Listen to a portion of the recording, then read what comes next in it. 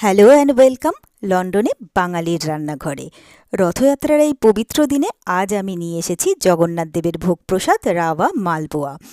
ভীষণ সহজ উপায়ে ঘরেই বানানো যাবে একেবারে মন্দিরের ভোগপ্রসাদের মতো। এই রাওয়া মালপোয়া বানানোর জন্য প্রথমেই আমি নিয়ে নিচ্ছি মেজারমেন্ট কাপের হাফ কাপ পরিমাপ সুজি, নিয়ে নিচ্ছি 1/4 কাপ আটা, এরপরে আমি নিয়ে নিচ্ছি 1/4 কাপ ময়দা,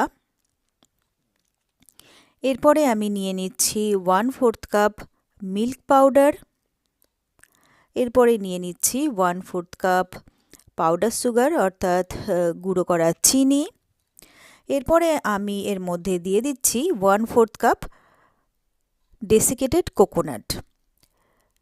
এখানে কিন্তু ফ্রেশ নারকেল কোড়ানোও নেওয়া যেতে পারে।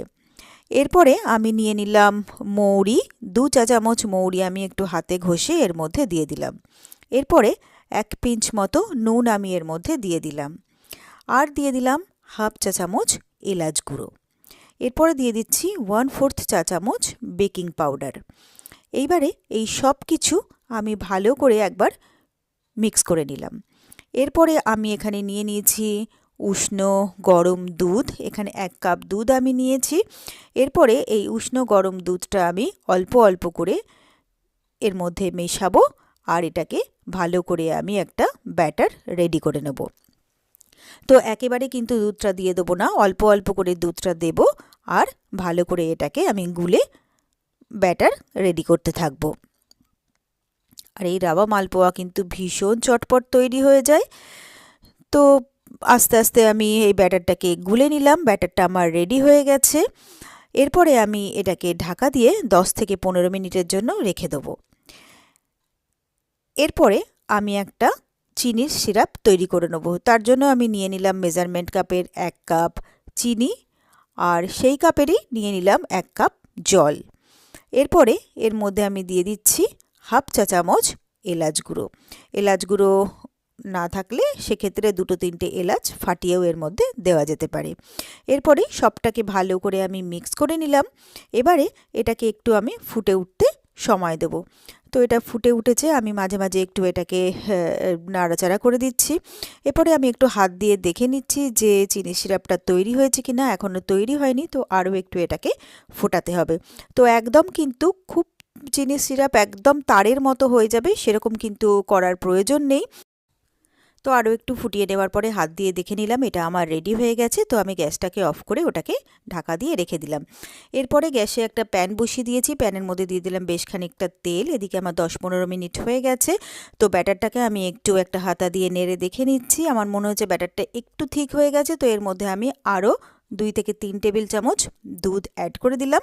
তারপরে আমি ব্যাটারটাকে গুলে দেখে নিলাম, হ্যাঁ এবারে কিন্তু আমার ব্যাটারটা একদম রেডি হয়ে গেছে। ঠিক এই কনসিস্টেন্সি কিন্তু ব্যাটারটা রাখতে হবে। এরপরে তেলটা গরম হয়ে গেছে কিনা চেক করার জন্য আমি 2 ফোঁটা ব্যাটার এর মধ্যে ফেললাম। তো দেখলাম হ্যাঁ এই যে এগুলো একটু ভেসে উঠেছে, তার মানে কিন্তু তেলটা পারফেক্টলি রেডি হয়েছে মালপোয়া ভাজার জন্য। তো এরপরে আমি হাতায় করে নিয়ে ওর মধ্যে ব্যাটারটা দিয়ে দিলাম। ব্যাটারটা কিন্তু জাস্ট এক জায়গায় ফেললেই কিন্তু সুন্দরভাবে মালপোয়াটা রেডি হয়ে যাবে। এর জন্য কিন্তু ব্যাটারটাকে কোনোভাবে ছড়িয়ে দেওয়ার বা স্প্রেড করার প্রয়োজন নেই। তো কিছুটা ভাজা হয়ে যাওয়ার পরে হালকা হালকা করে তেলটা একটু মালপোয়ার ওপরে দিয়ে দিলাম। তো সুন্দরভাবে আমার মালপোয়াটা ফুলে উঠেছিল। তো এরপরে আমি এটাকে উল্টে দিলাম অপর পিঠটাও ভালোভাবে ভাজা হওয়ার জন্য। তো এটা আমার ভাজা হয়ে গেছে। এবারে ভালো করে তেলটাকে ঝরিয়ে আমি মালপোয়াটা তুলে নিলাম। তো এই একইভাবে সব কটা মালপোয়া আমি ভেজে রেডি করে তুলে নিলাম।